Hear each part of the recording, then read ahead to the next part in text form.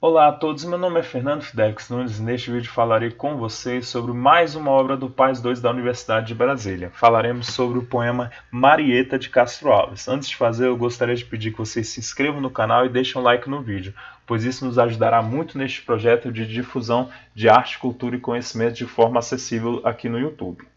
Se quiserem ter acesso a outras videoaulas nossas sobre a poesia romântica e sobre o movimento romântico como um todo, eu deixarei abaixo na descrição os links para os vídeos dessas aulas, tá? Assistir a essas aulas pode ajudar muito vocês a compreenderem melhor esta aula e o romantismo como um todo, tá bom, gente? O que marcou a terceira geração do romantismo, que também ficou conhecida como Condoreira, né, gente? Apresenta uma visão mais crítica da sociedade e das relações de poder, uma visão mais sensualizada da mulher amada, uma forte oratória e uma forte influência da obra de Victor Hugo. Foram dois os principais autores dessa geração, o Castro Alves e o Sousa Andrade. O Sousa Andrade ele não costuma cair nos exames de seleção da Universidade de Brasília. Então, aqui nessa videoaula eu falarei apenas sobre o Castro Alves, tá bom? Castro Alves foi um poeta que morreu muito cedo, antes de completar 25 anos de idade, mas deixou uma obra poética muito importante e que é reconhecida até hoje. Ele é considerado por muitos um dos melhores poetas do século XIX, devido a toda a sua qualidade estética e temática, né, gente? Vamos conhecer aqui algumas características gerais do autor. Ele ficou conhecido como poeta dos escravos, por mostrar o sofrimento dos escravos em seus poemas. Ele possui uma visão crítica sobre as relações de poder do seu tempo. Os poemas dele apresentam uma forte oratória constituída a partir de diversas figuras de linguagem, principalmente metáforas, anáforas, aliterações, assonâncias e hipérboles, combinadas com uma pontuação expressiva. A metáfora vocês já sabem que é uma comparação sem um como, assim, de uma maneira bem resumida. Quando a gente fala que uma pessoa é uma flor, por exemplo, é para associar a imagem da flor a essa pessoa, estamos sendo metafóricos. A anáfora diz respeito à repetição constante de uma mesma palavra ou expressão. A literação diz respeito à repetição do mesmo som consonantal, ou seja, uma consoante sendo repetida durante o poema. A assonância diz respeito à repetição do som de uma vogal, ou seja, a mesma vogal vai sendo repetida várias vezes em um verso durante o poema. E hipérboles é o exagero, diz respeito ao exagero, que são combinadas, essas figuras de linguagem, com uma pontuação muito expressiva. Ou seja, o autor possui uma pontuação expressiva que é muito marcante na obra do Castro Alves, que vai ajudar muito na construção de sua oratória. Aqui, gente, vamos continuar as suas características. A mulher é representada de uma forma mais sensual e real, em oposição à visão extremamente idealizada da estética ultra-romântica. Ou seja, ainda há traços de idealização, mas não tem essa visão extremamente idealizada típica da estética ultra-romântica, tá bom, gente? Ele não cultiva o nacionalismo ufanista, ou seja, ele não é um nacionalista que fica exaltando as belezas do país. Inclusive, ele é muito crítico aos problemas do Brasil, principalmente relacionados à escravidão. Suas principais obras foram Espumas Flutuantes, A Cachoeira de Paulo Afonso e Os Escravos. Espumas Flutuantes é o livro que contém o poema Marieta, de que falaremos a seguir. Antes de falar sobre Marieta, uma observação é muito importante. O soneto Marieta faz parte de um poema maior, chamado Anjos da Meia-Noite, que Marieta é a primeira sombra que vai aparecer para o eu lírico. Nesse poema, o eu lírico é visitado pelos anjos de amor de meu passado, nas palavras dele, que são as mulheres que foram amadas por ele, né? Vamos ler aqui esse soneto, Marieta. Vamos à leitura. Como o gênio da noite que desata o véu de renda sobre a espádua nua, ela solta os cabelos, bate a lua, nas alvas dobras de um lençol de prata, o seio virginal que a mão recata, embalde o prende a mão, cresce, flutua, sonha a moça ao relento, além na rua, preludia um violão na serenata, furtivos passos morrem no lajedo. Resvala a escada do balcão discreta, matam lábios os beijos em segredo, afoga-me os suspiros, Marieta. ó surpresa, ó pavor, ó pranto, ó medo, ai, noites de Romeu e Julieta. Este é o poema Marieta, soneto Marieta. Marieta é a primeira sombra, a primeira amada que aparece para ele no meio de um devaneio dele à noite, depois de uma insônia. Gente, e podemos observar claramente, gente, que do ponto de vista estrutural é um soneto decassílabo, possui 10 sílabas poéticas, né? E aqui, voltando para a análise, vamos contar aquelas sílabas poéticas do primeiro verso só para vocês terem como exemplo. Como gênio da noite que desata. Lembrando, paramos de contar as sílabas poéticas na última sílaba tônica, ou seja, na sílaba tônica da última palavra. Então, a gente não vai contar até o tá, a gente para de contar em desata, no za.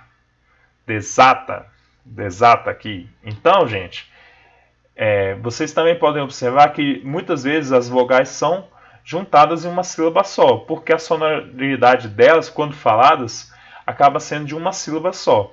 Como o gênio da noite. Como o mo junta-se com o o. Então fica apenas uma sílaba poética. Entendido? Qualquer dúvida vocês deixam aí nos comentários que eu tento explicar para vocês, tá bom? Vamos aqui de novo à análise.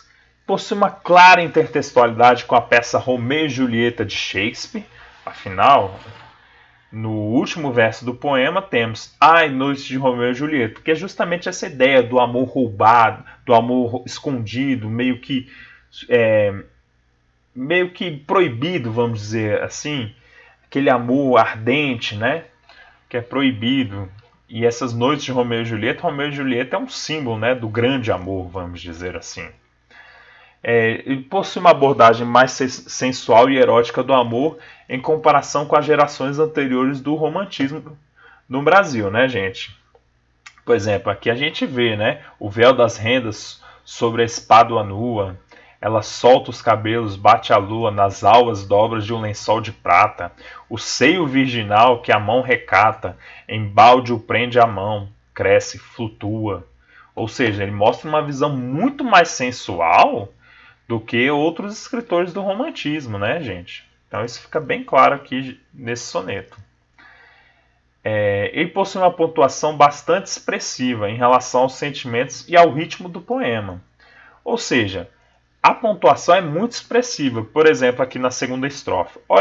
Vejam só quantas reticências, né? 4 reticências. Então, vamos reler essa estrofe para vocês entenderem. O seio virginal, que a mão recata, embalde o prende a mão, cresce, flutua, sonha a moça ao relento, além na rua, preludia um violão na serenata.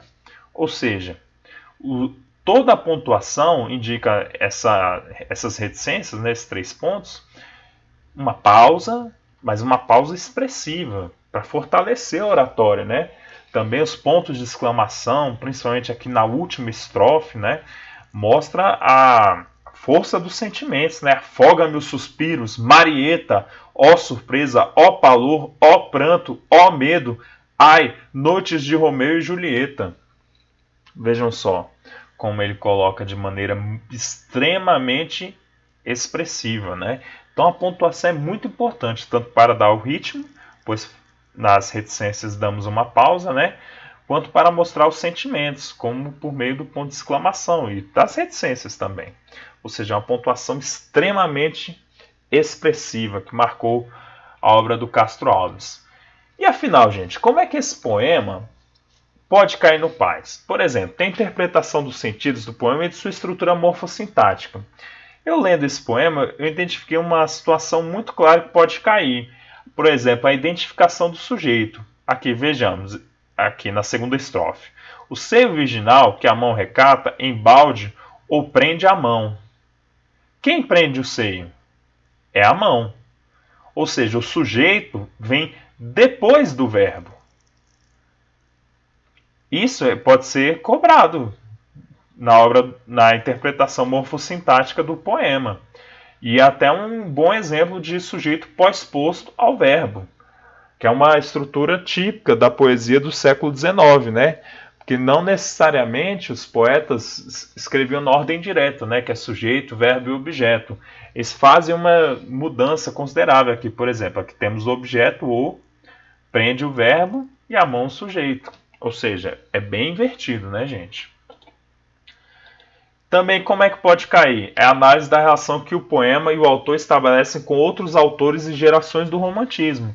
Por exemplo, se perguntarem se o Castro Alves é um poeta de caráter nacionalista, tal como o Gonçalves Dias em A Canção do Exílio, esse item está completamente errado. Castro Alves não era o nacionalista do patamar do Gonçalves Dias. Ele não há também indícios fortes da obra do Castro Alves de um nacionalismo que foi tão marcante na primeira geração do romantismo, né? Ele apresenta também uma mulher de uma maneira mais sensual e mais erótica do que as gerações anteriores do romantismo, né, gente? Pode cair a compreensão do uso expressivo da pontuação, como eu expliquei anteriormente. E eu acredito, assim, uma aposta mais arriscada, vamos dizer, é que na prova de redação pode cair como um texto motivador para a produção de uma dissertação ou uma carta sobre o amor ou sobre as relações íntimas, né? Ou seja, um poema do Castro Alves pode servir de texto motivador para essa temática, né? Eu não me lembro agora de cabeça um momento em que o Paes tenha cobrado um texto sobre o amor. Então pode ser uma boa pedida aí, né? Então é isso, gente. Espero que tenham gostado da aula. Se caso tenha ficado alguma dúvida, deixem nos comentários. Deixem um like no vídeo, se inscrevam no canal. Qualquer coisa, estamos aí, tá bom, gente? Até mais e tchau.